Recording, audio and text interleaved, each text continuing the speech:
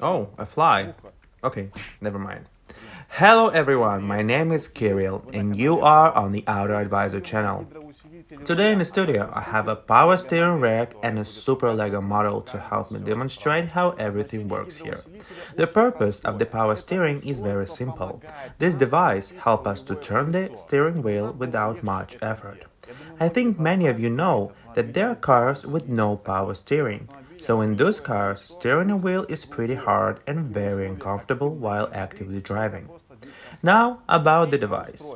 Here is the power steering rack itself, which in my case, hydraulic, and I have, as I said before, a Lego model. So now I'm going to simplify it a little bit to show you how it works. So, when you turn the steering wheel, you can see the wheels turn on my model too.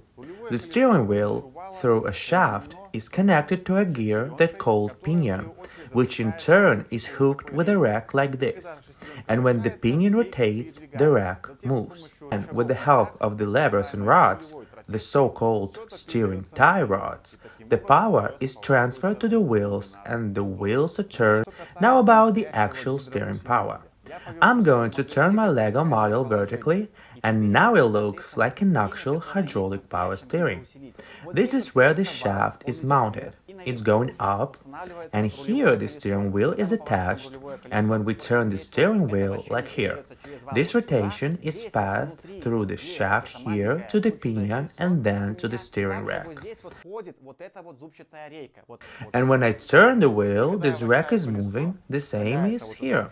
I turn the steering wheel and these tie rods also are moving to the right or to the left, because there is also a rack in there. So if I could use my bare hands to turn the shaft, these black rods would move one way or the other too.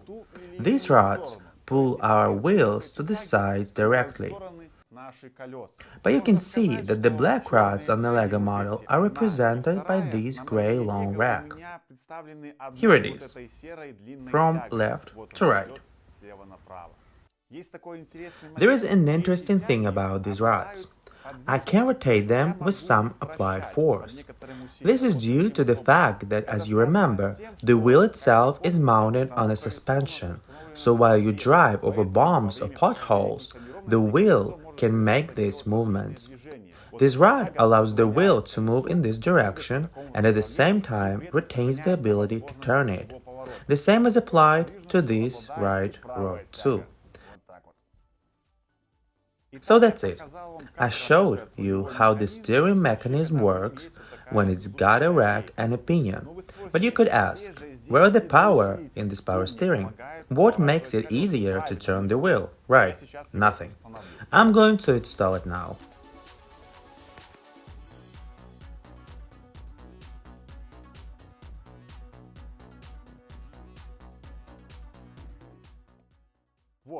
So now I've put together a power steering simulation.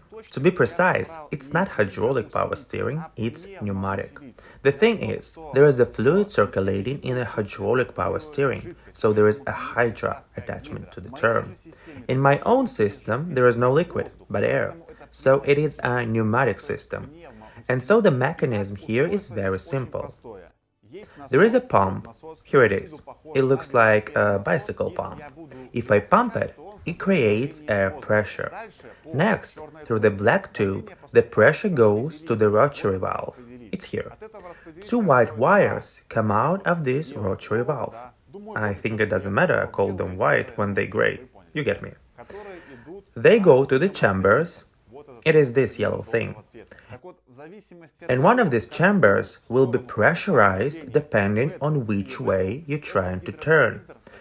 Let me show you all of this. So, with an air pump, I start to create pressure in the system. And then I'm going to turn the rotary valve one way or the other. Suppose I turn it this way, and you can see the wheels turn this way without me touching the steering wheel. Now I turn the rotary wheel on the other side. I put the pressure back on again, and you see the wheels are turning successfully, to the left and to the right. So the power steering is simple.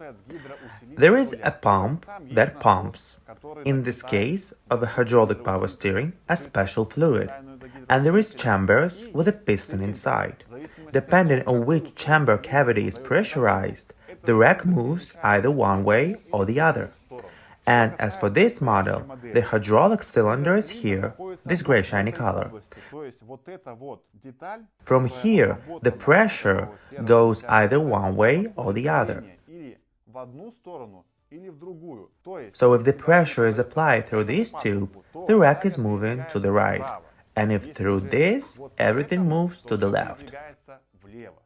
Also, on the housing of the rack, there is an opening on this side, where the pressure is transferred from the pump.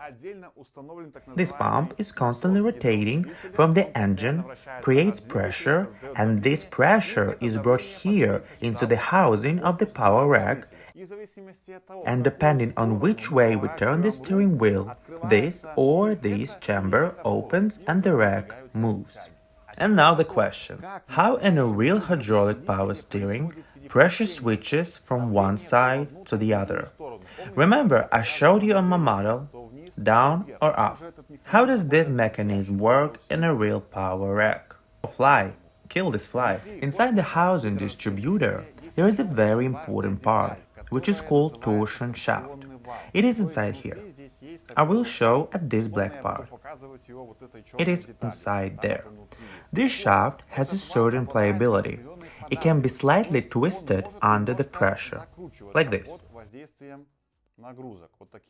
When a man spins a steering wheel, on my model this black wheel, he actually spins the torsion shaft, which is in here, and the wheels stay still, because they're on the ground, and to turn this wheel some power needs to be applied.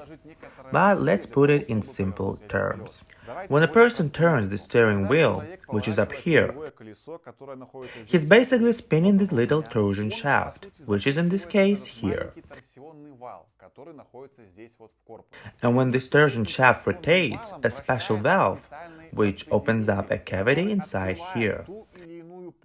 And then the pressure goes either here or here, and then, when the pressure is transferred, our wheels turn. In conclusion, we turn the steering wheel, twist the torsion shaft, open the special cavities, activate the hydraulic chamber, and then turn our gear here. So I turn the shaft, and then after a while, the rack moves in the same direction, and it turns the wheels. In general, this is how the hydraulic power steering works. There is also another very interesting point. In case of a hydraulic failure, for example, if the hydraulic pump fails or if there is some damage in these tubes, there will be a leak of the oil. The steering wheel must still rotate the wheels without the help of the power steering. There is a direct mechanical connection. This can be seen on my model too. If I disable this pipe here, the pressure will be gone. But I can still use the steering wheel to turn the wheels. So the hydraulic is safe to use, because if something breaks, we can still turn our wheels. By the way, if you need to buy any parts of the power steering rack, pumps or these rack boots, or after all this whole power steering rack, be sure to visit our website AutoAdviser.by. The link will be in the description. And a little bit about proper maintenance. Here in the system, a special oil circulates for hydraulic power steering. It is assumed that it will be used for the entire life of the car, but some still recommend changing the oil at least once in 200,000 kilometers. Sometimes something goes wrong inside this rack, usually some kind of seal, and that's why oil can leak. So, sometimes check the level of this oil, especially if you have a car with a large mileage. Also, sometimes the pump itself fails, but we film a separate video about it. And also, sometimes these rack boots are getting ripped. but they can also be replaced. That's basically all I had to say about the hydraulic power steering. Check out my Lego model here and be sure to like and subscribe to our channel.